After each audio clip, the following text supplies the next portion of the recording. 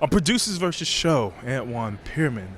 I'm here with a cool, legendary comedy, real down actor. My man, he like, you know him, you love him in Scrubs, you love him in Platoon, you love him in Seven.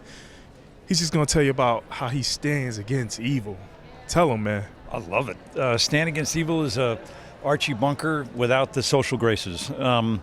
It's a guy who's fighting witches in a New England town who has no business fighting witches, so his go-to move is a pipe to the head. Please tell us about your wonderful, wonderful show. Well, my show is called Stand Against Evil. It is, it's making waves all over the Comic-Con world. It's a sitcom trapped in a horror movie, right? So you have horror, action, laughs, but you also have characters who are just behaving the way kind of anyone maybe would in those situations.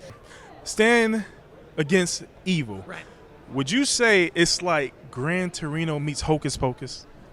Yes, I would. That's perfect. My original concept was All in the Family and The Exorcist, but that's more timely. Yes. It's Gran Torino meets Hocus Pocus. See, I heard you saying the other one. And I said, you know what? I'm going to toss in one that's going to make it better for him because I'm more modern. He tells a little bit about the different creatures. We kind of seen like a witch character.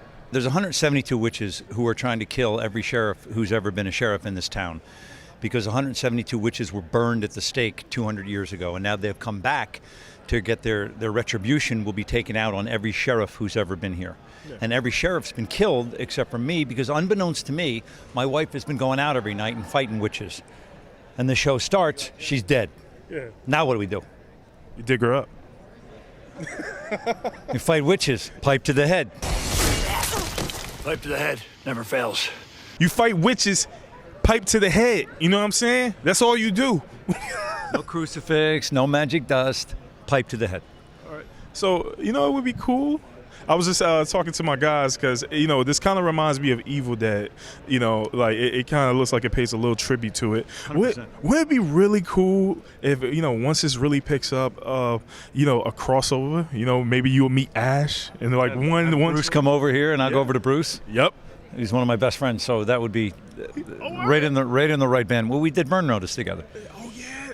So Bruce and I are I'm Bruce's biggest fan.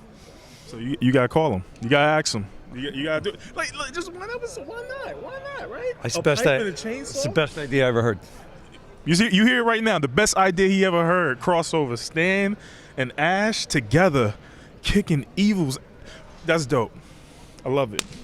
Tell us about how you felt seeing all the scary monsters and masks and all that stuff like that. I love it. I love that Dana is a nerd for like practical effects, right? Because I can certainly act all day long with a little tennis ball hanging in the air and not being told it's a monster. But if you have this gorgeous, slimy pig demon that someone's puppeteering and there's like all this electronic shit going on, that's very fun. I had so much goo on me and I'm really okay with it. Were there moments where I was like, it feels like too much goo? Sure.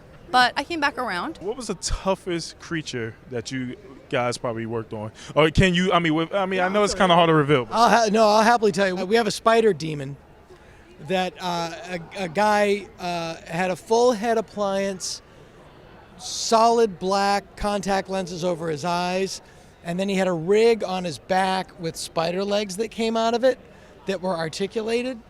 And I was really a stickler for the effects being real. I wanted the effects to be practical. And Mark Steger played the demon who actually is the creature in Stranger Things. Oh, wow. Yeah, same guy. And it's so funny because he's on the set and he's completely covered. He's got mandibles, black contact lenses, arms coming out, and I'm like, you okay, Mark?